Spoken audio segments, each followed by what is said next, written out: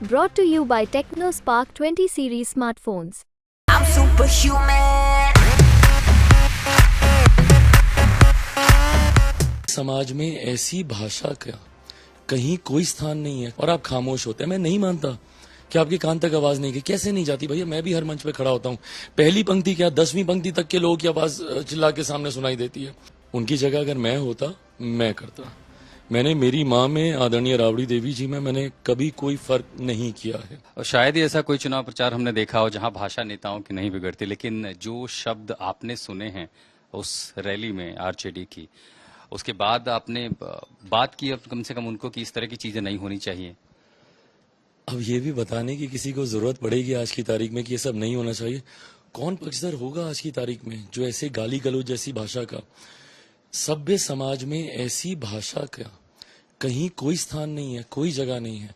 और राजनीति जैसे क्षेत्र में जहां पे आप एक मर्यादा को स्थापित करते हैं, कई लोग हैं जो आपको अपना आदर्श मानते हैं, ऐसे में उनके सामने आपको एग्जाम्पल आपको सेट करना है। बट अफसोस इस बात का होता है कि जब आप ही के सामने इस तरीके की भाषा का, जिसको दोहराया भी नहीं जा सकता, आप चैनल पे उसको बिना बीप किए हुए आप दिखा भी नहीं सकते, जब ऐसी भाषा का उपयोग होता है और आप मंच पर होते हैं और आप खामोश होते हैं, मैं नहीं मानता कि आपके कान तक आवाज नहीं गई। कैसे नहीं जाती भैया? मैं भी हर मंच पे खड़ा होता हूँ।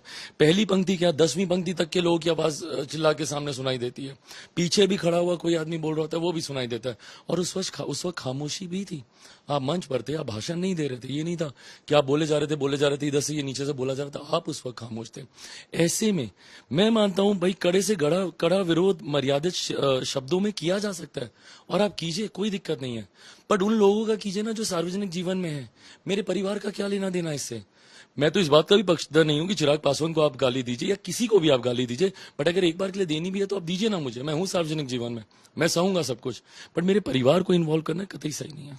तेजस्वी कम से कम उन लोगों को रोक सकते थे, उस समय शालीनता दिखा सकते थे कि बाकी लोग भी कम से कम मर्यादित भाषा का इस्तेमाल करें, रैलियों में इस तरह की बातें ना। भाई मैं करता, उनकी जगह अगर मैं होता, मैं करता। मैंने मेरी माँ में, आदरणीय राबड़ी देवी जी में, मैंने कभी कोई फर्क नहीं किया है। जितना आदर सम्मान मैं अपनी माँ का करता हूँ, उतना ही मैं आदरणीय राबड़ी देवी जी का करता हूँ। मैं उन्हें, राबड़ी जी मेरी माँ हैं और मुझे कई बार तो मुझे इसी के लिए एक्यूज किया जाता है। मेरे ऊपर एलिगेशंस ये लगते हैं कि मैं क्यों लालू परिवार के लिए मैं सॉफ्ट रहता हूं, क्यों मैं उनके बारे में नहीं बोलता। वो पारिवारिक रिश्ते हैं और वो रिश्तों की मर्यादा को निभाना मैंने अपने परिवार से सीखा है। मेरे पिता के समकक्ष रहे हैं लालू जी, मेरे पिता के साथ सहयोगी की तरह उन्होंने कार्य किया है। बचपन से हम सब एक दूसरे को जानते हैं। मीसा दी हो, रोहिणी हो, जो लोग भी हैं उनसे वो परिचय है, वो संबंध है। ऐसे में अगर मेरे सामने कोई ऐसा करता तो मैं यकीनन मुंह तोड़ जवाब देता। मैं कम से कम एक कड़ा विरोध वहां पे जरूर दर्ज करवाता। चुनाव आयोग में शिकायत दर्ज कराएंगे?